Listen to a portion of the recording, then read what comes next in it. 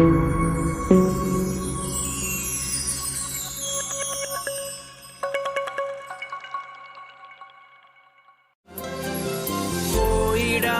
നാം ലോകം മുഴുവനും പോയിടാം സുവിശേഷവുമായി പോയിടാം നാം യേശുവിനായി സാക്ഷികളായിടാം പോയിടാം നാം Exodus chapter 8 verse 1 onwards.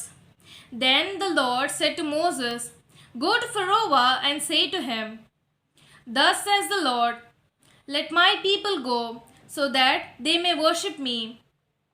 If you refuse to let them go, I will plague your whole country with frogs. The river shall swarm up with frogs.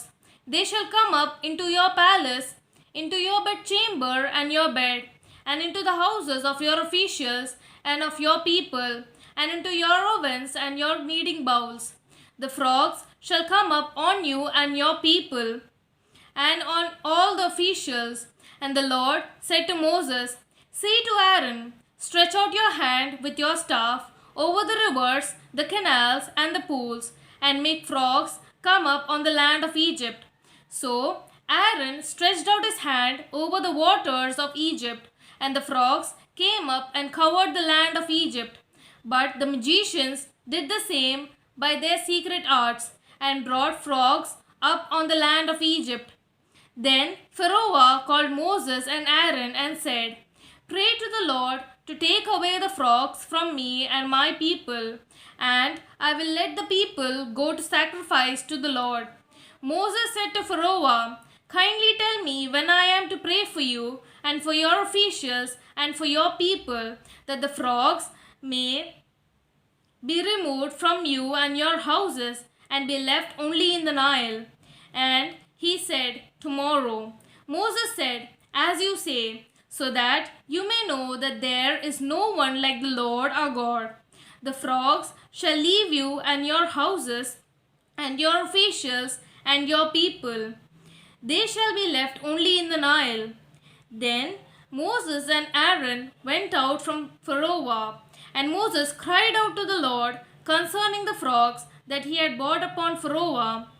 And the Lord did as Moses requested. The frogs died in the houses, the courtyards, and the fields, and they gathered them together in heaps, and the land sank.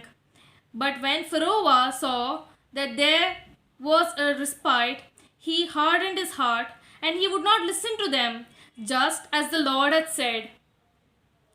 Then the Lord said to Moses, "Say to Aaron, stretch out your staff and strike the dust of the earth, so that it may become garnts throughout the whole land of Egypt." And they did so. Aaron stretched out his hand with his staff and struck the dust of the earth, and garnts came on humans and animals alike. All the dust of the earth turned into garnts throughout the whole land of Egypt. The magicians tried to produce garnts by their secret arts, but they could not. They were garnts on both humans and animals.